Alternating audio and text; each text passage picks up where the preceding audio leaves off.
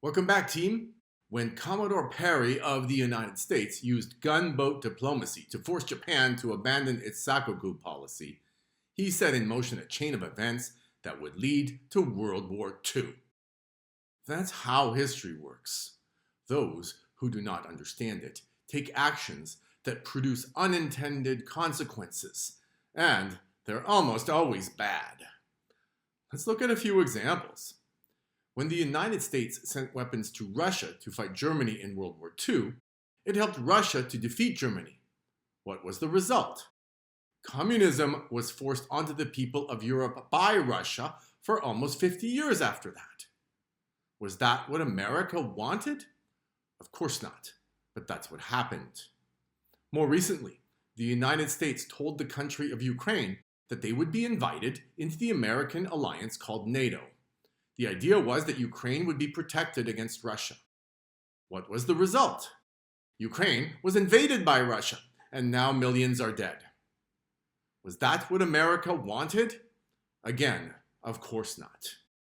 If we look at the example of Commodore Perry, we see this problem again.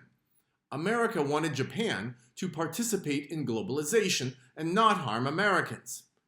It took a little longer for the results to be clear. But again, America got the opposite. The result was the rise of the Japanese Empire, and eventually World War II. Why did this happen? As some people say, those who do not understand the past are condemned to repeat it. If you take a country that is xenophobic, and you make that country open up to the world through gunboat diplomacy, what should you expect? Exactly what happened. Japan got angry. Japan was afraid, and it decided to try to protect itself, to protect its Shinto culture from the outside world in the only way left to it that it could see. What was that way? Here's the puzzle. If you have a culture that wants to be isolated, but then you are forced to have contact with other cultures, what kind of contact will you choose? Will you let yourself be bossed around by others, like America and Europe? If you don't see a way other than one country gets to force others to do what it wants, then the only choice you have is to become the boss. That's what Japan decided to do. Japan's leaders decided that the only way to protect Japanese culture was to become as strong as America and Europe's great powers. Japan's leaders decided to become an empire. That's why this lesson is called Reactionary Imperialism. Imperialism is a way of acting towards other countries and people. It means that you choose to force yourself upon them and control them. Rome did it in ancient times, the Mongols did it, the Europeans did it, the Russians did it, the Japanese did it. The difference is that for Japan, it was not natural. Japan wanted to be isolated. Japanese imperialism was a reaction to the gunboat diplomacy of America and Europe. It was reactionary imperialism. The Japanese began to buy steam trains and steamships and weapons. They trained their men in the same way as the strongest European countries. They made a huge effort to learn how to be a great power, and they succeeded very quickly. Then they started acting just like America and Europe. In 1876, the Japanese practiced gunboat diplomacy themselves. They came with their own black ships and knocked on the door of their neighbor, Korea. Korea was also xenophobic, but Japan's message for Korea was the same as America's message had been to Japan. You are not allowed to be isolated anymore. Korea fought back and lost.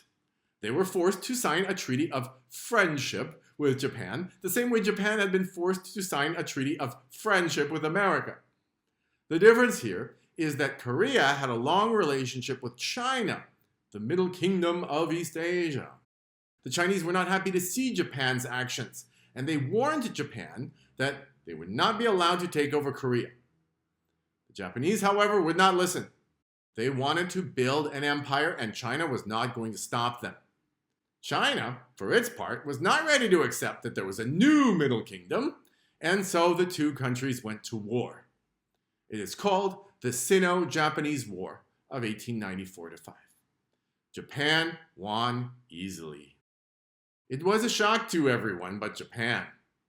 China thought that it was the biggest and strongest culture of East Asia, but China had not found a way to learn from Europe the same way the Japanese had.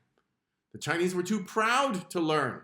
They believed themselves to be the best, and it would take a long time to realize how far they had sunk. That is a story we cover in our Chinese History Anchor Facts series and in the Asia, Africa, and the World We Live In program at Knowable World. Because of the Sino-Japanese War, it was Japan that would decide the future of Korea. What it would do shocked the world. The details in the next lesson.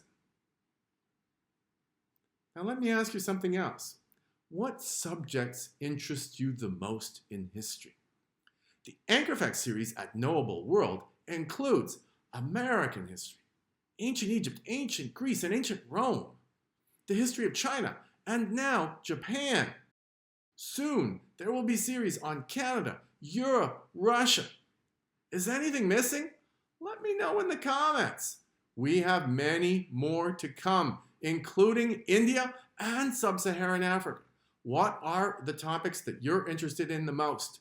Make sure that you subscribe to this channel and visit the Knowable World website for more information on our full printables and mini lessons packages.